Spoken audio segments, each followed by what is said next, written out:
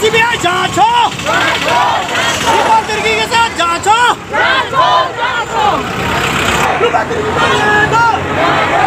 Sir, आप अपना परिचय देके बताएं कि आपका क्या मांग है इस कोरोना काल में जो हम सभी आदिवासियों को रोड में उतरना पड़ा है, तो इसमें आप क्या कहना चाहेंगे और क्या मांग है आपका? मेरा नाम मुकेश भगत हुआ, मैं सिमलिया पंचायत का मुखिया हूं और इस विकट परिस्थिति में जहां कोरोना का महामारी चल रहा है, लोग हाहाकार मचा रहा है, फिर भी हमको मजबूर होकर इस रोड में उतरना पड़ा सिर्फ हमारे आदिवासी बहन रूपा तिर्की के लिए। क्योंकि जो फुटेज आया है उसमें ऐसा प्रतीत होता है कि हमारे बहन रूपा तिर्की के साथ आत्महत्या नहीं, उसके साथ मर्डर किया गया है, उनके साथ शारीरिक टॉर्चर किया गया है, कई तरह की प्रताड़ना की गई है और हमारी बेटी को मौत के घाट उतार दिया गया है।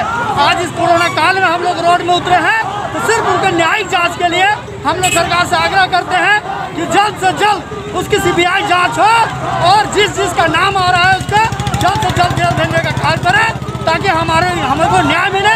और जितने भी हमारे रूपा तिर्की से बहन है, जो कोई भी नौकरी करता हो, जो हमारे समाज के साथ आज भी कई डिपार्टमेंट में भेदभाव हो रही है, उसके खिलाफ भी आज ये रोड मार्च है। और हम लोग चाहते हैं कि हम आदिवासी पर शोषण न हो।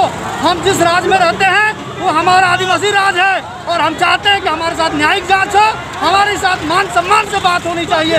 सरकार से रोज जोर से हम लोग विरोध करते हैं कि रूपा तिर्की के साथ सीबीआई जांच हो, निष्पक्ष जांच हो और दोषियों को फांसी पे चढ़ाया जाए। इसी के साथ अगर आने वाले दिन में भी सरकार नहीं चाहती है तो हम लोग रोड पर उतरेंगे। हम लोग कई तरह के आंदोलन करने के लिए तैयार हैं। ठीक है, thank you sir, thank you.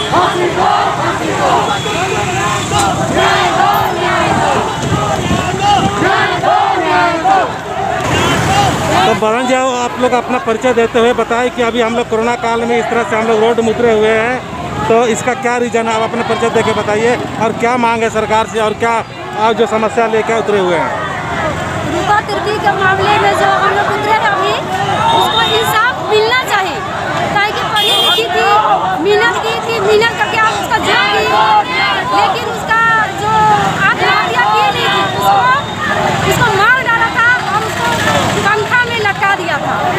और जो पंकज मिश्रा है, वो पंकज मिश्रा उसको बार बार टॉर्चर करता था।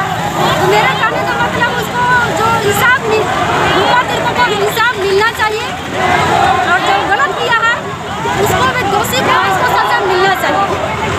तो हमारे झारखंड सरकार है, उससे क्या मांग है आपका? मेरा झारखंड सरकार से यही मांग है, रूपा तिर्की के मामले में सीबीआई जांच होनी चाहिए। आदिवासी राज, आदिवासी झारखंड सरकार, फिर भी क्यों ऐसा हो रहा है? इसमें हम लोग का झारखंड सरकार इसमें एक्शन नहीं ले रहा है।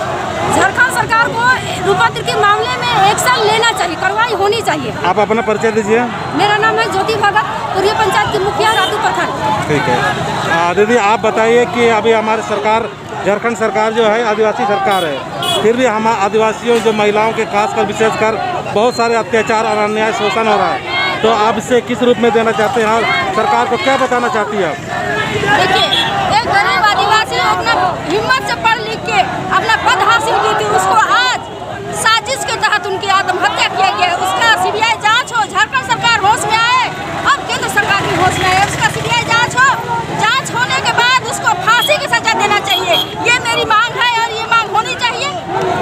और अपना आदिवासी महिलाएं जो दूर दूर में हैं, दूसरे राज्यों में, इस राज्य में भी है, उनको क्या संदेश देना चाहते हैं कि चुपचाप बैठे रहेंगे या रोड में उतरेंगे? चुपचाप नहीं बैठेंगे, इसमें हम लोग अपना हक और अधिकार के लिए उसका सीबीआई जांच मांग रहे हैं और उनका सीबीआई जांच होने के बाद दोषी पकड़ा जाए, उसको फांसी की सजा के लिए हम लोग मांग कर रहे हैं। और देश के, हमारे देश के जो आदिवासी महिलाएं हैं या आदिवासी लोगों को क्या संदेश देना चाहेंगे आप? आदिवासी महिलाओं को ये संदेश देना है कि इसका हम लोग को एकदम सजा मिलना चाहिए और हम लोग आगे बढ़ने के लिए हम लोग ये संदेश देते हैं।